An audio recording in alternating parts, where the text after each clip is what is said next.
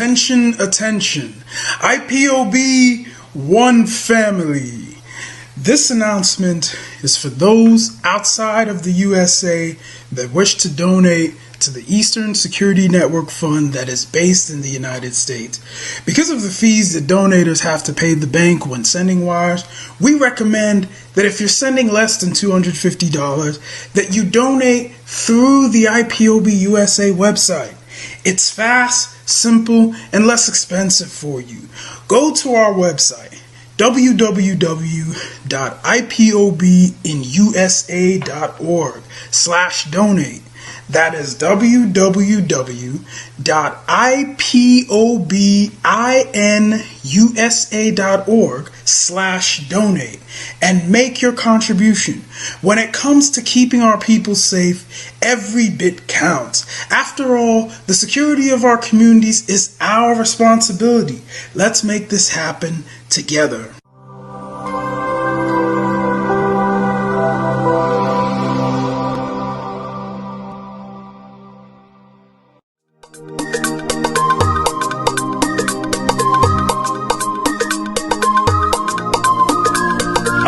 Yeah, Mr. Bella once again. Wisdom, feel it, come on. Say Biafra will not last forever. They say happy up in no go stand. What did they know? What do they know? What do they see? What do they see? If you give me a gun, I will shoot them aside. If you give me a gun, I will shoot them aside. If you give me a gun, I will shoot them aside. If you give me a gun, I will shoot them aside. If you give me a gun, I will shoot them aside. No. Biafra will live forever. Biafra will live forever. Biafra will live forever. Biafra will live forever. Biafra will live forever. Biafra will live forever. Biafra will live forever. Biafra will live forever.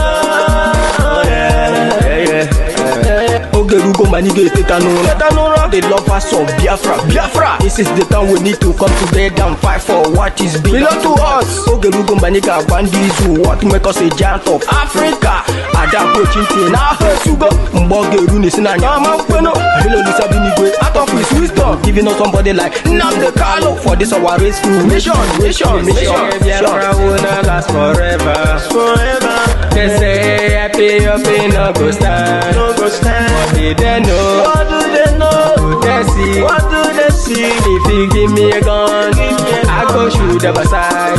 If you give me a gun, I go shoot them aside. If you give me a gun, I go shoot them aside. If you give me a gun, I go shoot them aside. If you give me a gun, I go shoot them aside. Oh no. See you Juku, our hero, have the 14 never stop. Mazinamdi cannot put no phone, we stop, we cannot stop. Biafra will live forever. Believe me now. But independence for Nigeria as a corporate entity is not enough. The peoples of Nigeria must at the same time be guaranteed their freedom. We must ensure that in an independent Nigeria, individual citizens throughout the land enjoy liberty, human dignity, and equality under the law. There must be one Nigeria with one constitution and one law for all. Let us therefore, Mr. Chairman, sir, close our ears to the counsel of despair, which says that we cannot here at this conference agree on a constitution.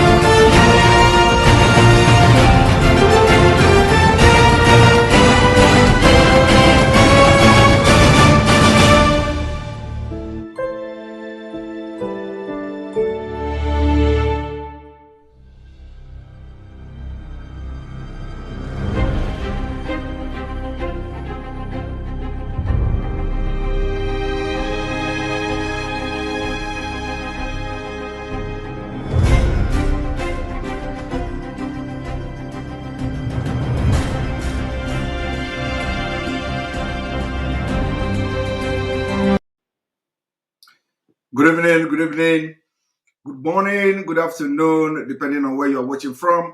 Welcome to this wonderful broadcast where we are going to continue from where we stopped 2 days ago.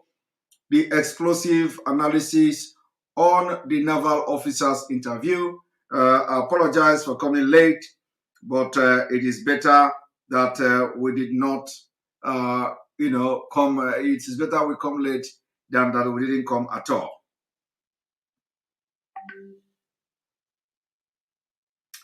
Thank you very much. As we come to analyze this particular issue today, some of you, when we made the broadcast in the afternoon about bringing facts and evidences on some of the allegation or claims we made during the claims I made during the BBC interview. For if you missed that particular one, you may go and watch it. We have done that. So today we are just coming. We are going straight to the point without wasting any time because this is coming very late. We're coming late now. And I want to go straight to the point. Straight to the point, to the business of the day. So I want you to clean your mind. I want you to clear your mind and let us focus on what we have come to do here, please. Nobody should distract us. Nobody should distract us at all. We are focused and all that. Thank you very much. And here we go. Here we go.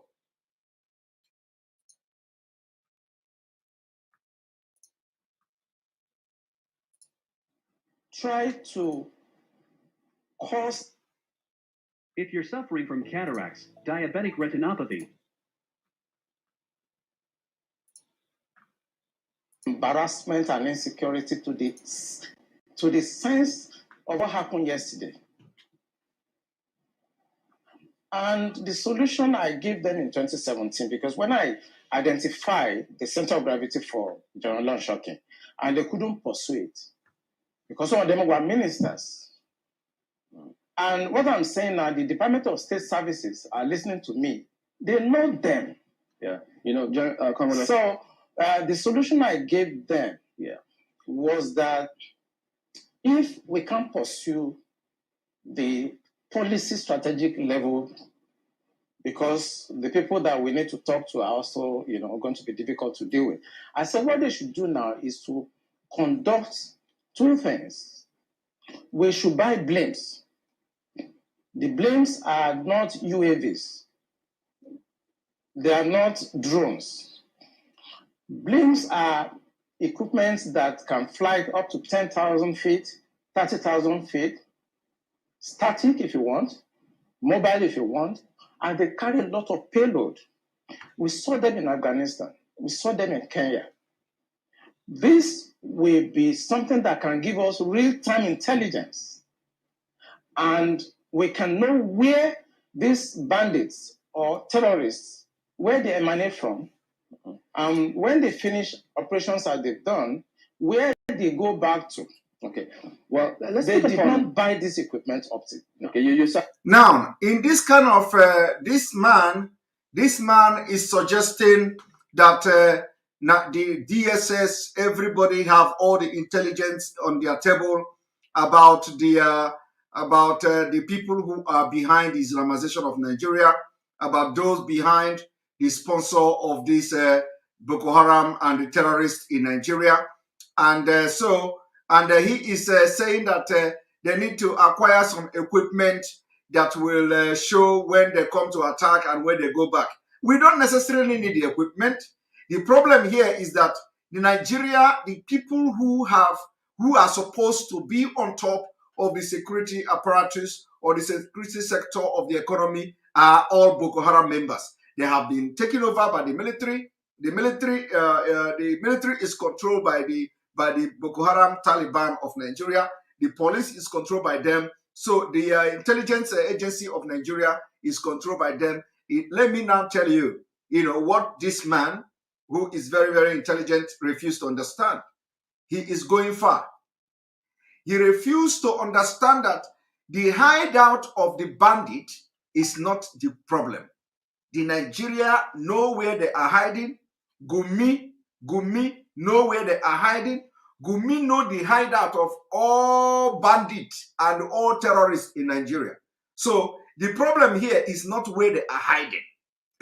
So we don't need to go. If you want to know where the terrorists are hiding, if you want to know where the terrorists are hiding, go and listen to Gumi and watch Gumi's video. That is where the terrorists, if you don't need any drone, you don't need any equipment to know where the terrorists are hiding. The terrorists are there. When you go to Gumi, ask Gumi, how did you go to the terrorists there? How did you go to the bandit? How were you able to go and take pictures? How were you able to? So the issue of going to buy equipment is a waste of money. It is a waste of money because where they are staying, where they are hiding, Gumi know them. So why would we be talking about buying equipment when we have somebody who is dining and negotiating with them and taking pictures with them and taking video with them every time in the forest? So the issue of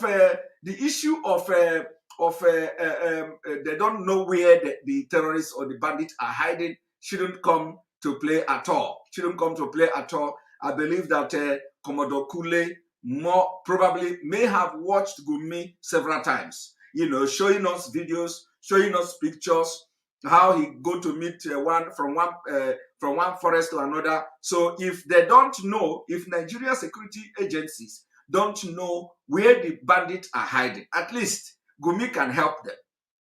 Gumi can help them. But you know what? It is never going to be possible. Somebody is saying the sound. Is the sound okay? All of you watching me, how is the sound? Because I don't want to waste time. That's why I started earlier. So how is the sound, please?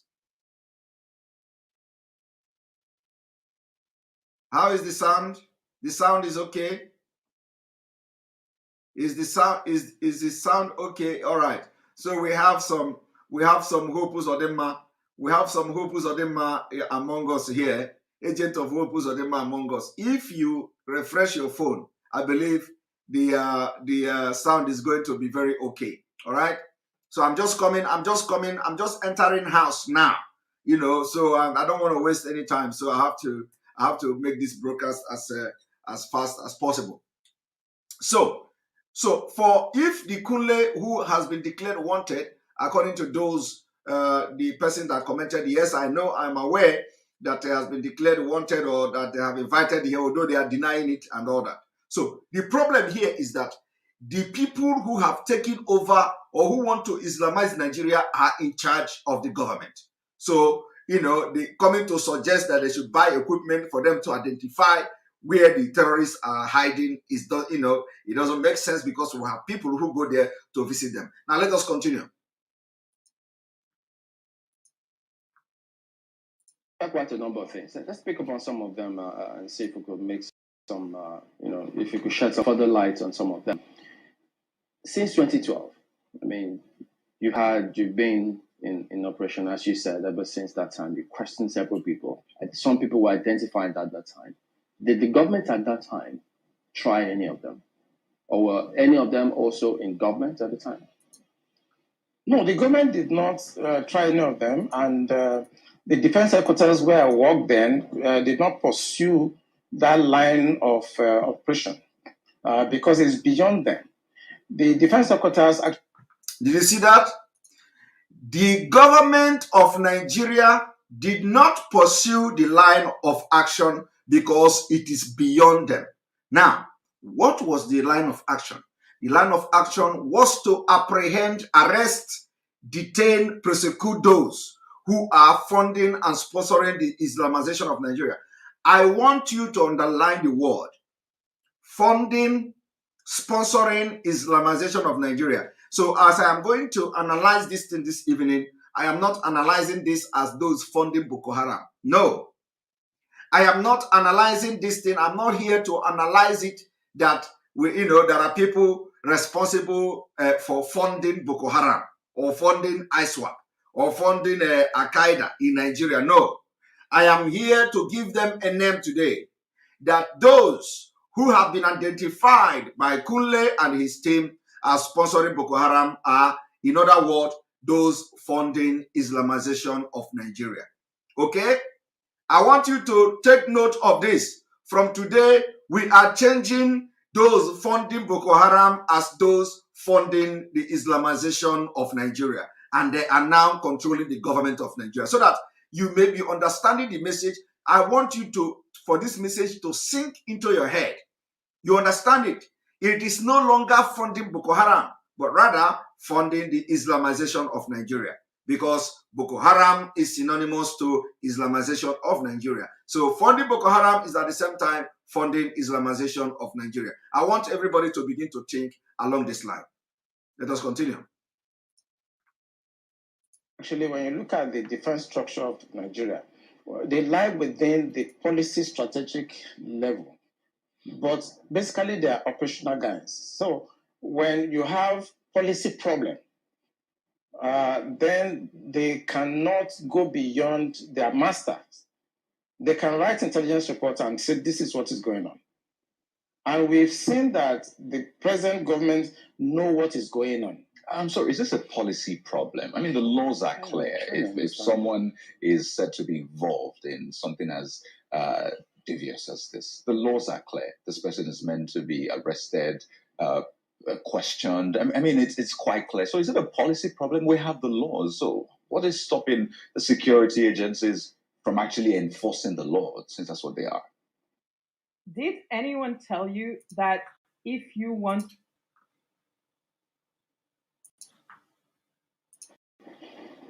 I think what is stopping them is like when you are a member of a church and your pastor have decided to be at a certain level of spiritualism and you're a member of that church. You cannot be higher than your pastor spiritually. You can't, no matter what you do. So this is the same religion you spoke about? Yes. In real life, you see that the defense headquarters cannot conduct any operations that is not sanctioned by the commander-in-chief of the armed forces. They cannot. No matter how small, little they cannot. So, when the Yar'Adua government decided to put an end to Niger Delta militancy, that was in 2007. What he did was simple. He called all the security chiefs and all the intelligence chiefs and tasked them to come up with a solution. The Defense Intelligence Agency, the National Intelligence Agency, the Department of State Services were called with the Inspector General of Police and the Interpol to come up with the solution to the problem. Then the problem was Niger Delta. The president was Yar'Adua. He was dispassionate. He wanted to solve the problem. Within 6 months, we solved the problem. I remember... You didn't solve the problem. The thing is that Niger Delta problem were never solved, and it can never be solved.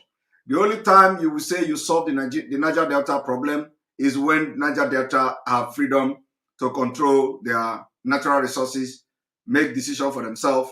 Then you will say you have solved the problem. For now, you didn't solve the problem.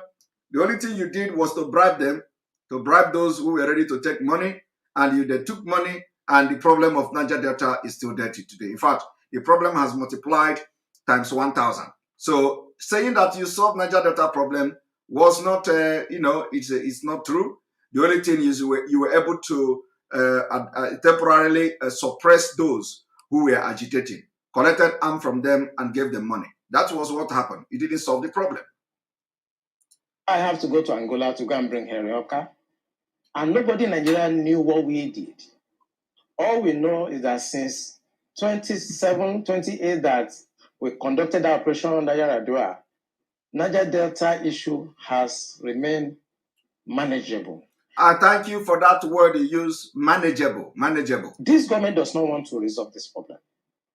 They are escalating it because of tribal and religious sentiment. So when you say this government does not want to resolve it, don't forget the same government has purchased. In fact, they're going to induct the Sopeto Kano jet because of, the insecurity situation. They have the president has had to change guards, as it were, as a result of people's clamor. I imagine if that was not in the thinking, why would you go that length to make some of the, some of the pronouncements, the meetings that have happened, the purchase, the change of guard, and the rest? Why would they do all that if they don't want to solve this? Because that is not the solution. What you just mentioned is not the solution. When you have a problem at policy level, strategic level, operational level, when you have a problem, what you need to do is to identify the center of gravity of that problem and attack it. That's what you do. What they are doing is not attacking the center of gravity of the problem of Boko Haram and insurgency. So if the president is buying Super Tucano, is changing service chiefs, that is not the solution. We are looking at the wrong side. It's not kinetic. It's politics. Are you ruling out kinetic altogether? I can't rule out kinetic because so it's a spectrum. It's a spectrum, so you can't rule out something. But the center of gravity is what they should look at. And what is it? I'm saying it on this channel. It is the sponsor of Boko Haram and bandits. I'm speaking about the sponsors. When you say the DSS, and they could be listening to you, but so they profile, part of their responsibility is to profile all of these persons before they either vie for elections or before, they are nominated for any of these positions. Doesn't that happen? Don't they get intel and say, look, this and this is what we found, and then we don't think that this should proceed further? Doesn't that happen? It does. When I worked with the DSS in 2007, because when Yar'Adua approved the operational order that we did, we now have to work together as a team. He actually forced all of us to sit down together and work together. I was surprised at the tremendous amount of information had by DSS. I was shocked. We in DI, I was in Defense Intelligence Agency, and when they were forced to bring out the files, I was shocked. They have so much information at DSS presently as I'm talking about what I'm talking about. They have. But you see, if a fish is going to get spoiled, it's going to start getting spoiled from the head. The DSS will not do anything except the Commander-in-Chief's body language shows that this is the direction I want to go. That is where the problem is. The DSS has tremendous information. By the time 2023 is here and somebody take over and wants to undo some of this evil that I've seen in this country, you'll be surprised names that the DSS will bring out. They have the information. There's nothing I'm going to say here that they don't have. The defense headquarters have the solution for the kinetic aspect. They do. I'm not going to come here to advise them. I work with them and they're still there. The chief of naval staff was in the intelligence with me. We were together in Defense Intelligence Agency. That's Vice Admiral Gambo. I know these people are good. They know what to do. It's not that they have problems. It has to do with politics, the sponsors, people that feel that this country should be Islamized. Assuming but not conceding that, that all of this is the case. So what is the end game? Because I imagine as a strategist, that's what you think about. So these things are happening. What is the end game? So why will this be allowed to fester? For what purpose? The end game for them, because normally when you want to look at this type of challenges, what you do is that you go through what we call the intelligence circle. Okay? When you do the processing and you do the analysis before dissemination point, you discover that the end game for them is to just turn this country into like a Taliban type of country. And it's a mindset. And anything goes. In other words, 10% casualties, 20% casualties is allowed in trying to achieve the end game of Islamizing this country. That's for the terrorists, the bandits. It's not for the terrorists and the bandits, for the sponsors. Because I told you, and I will repeat on this channel, the sponsors of Boko Haram and the bandits are the problems. And defense headquarters, the army headquarters, the naval headquarters, the air force cannot do anything about that. Buhari has to do something about that. The Interpol has the list of those people that are sponsoring Boko Haram. I work with Interpol. They should ask. If they don't know, they should ask. The government of Dubai, they have the list of those people. During the trial of those people that were caught, names were mentioned. They have the list. The government also told us that they've arrested 400 sponsors of Boko Haram. Why should a government not try those people and bring peace and harmony and safety to this nation? Why won't a government do that? Those people that are going to harass cadets and officers in NDA, they live around the place. I know NDA very well. I was in Georgia, I was in NDA as young officers, and I know the area very well. They live around the place. So why can't you put up a blimp that can see what they are doing in real time and eliminate them? Why won't you do that? In fact, there were more details saying that some persons slept up, but we'll come to that. So let us go back again here. Things are happening. What is the end game? So why will this be allowed to fester? For what purpose? The end game for them, because we did, normally when you want to look at this type of challenges, what you do is that you go through what we call the intelligence circle, okay? When you do the processing and you do the analysis before dissemination point, you discover that the end game for them is to just turn this country into like a Taliban type of country. Do you hear that? The end game is to turn the country like a Taliban kind of country. The end game is to turn the country like a Taliban kind of country. This is coming from one of the highest security personnel you can think of. He is now telling you that their end point is to turn the country a kind of Taliban kind of country. You see, and this kind of Taliban country is what we have been shouting for decades. Okay? That Nigeria, the end point is to... Now, how are you going to stop turning Nigeria a kind of Taliban country? Do you know better than this man? Do you know better than this naval officer, a retired naval officer? The end game, and that end game will never stop. That is where I disagree with him when he say the next person that is going to come will do this, and the next president will have problem with do this. There is no, if you know all these things, why are you then talking about next president? If you know all these things, why would you be talking about the next president? Why would you be talking about Nigeria? Because that is the end game. The end point is Taliban kind of country. And they are getting there. But what do your governors and your politicians in the southern Nigeria and the middle belt do? They are busy campaigning. They are busy looking for 2023. They are busy waiting for Fulani and Sultan of Sokoto. They are not paying attention to what brilliant people who have information and have seen future are talking about. This man say they want to turn Nigeria into Taliban-like country. Now, I want to ask you, how do you stop that?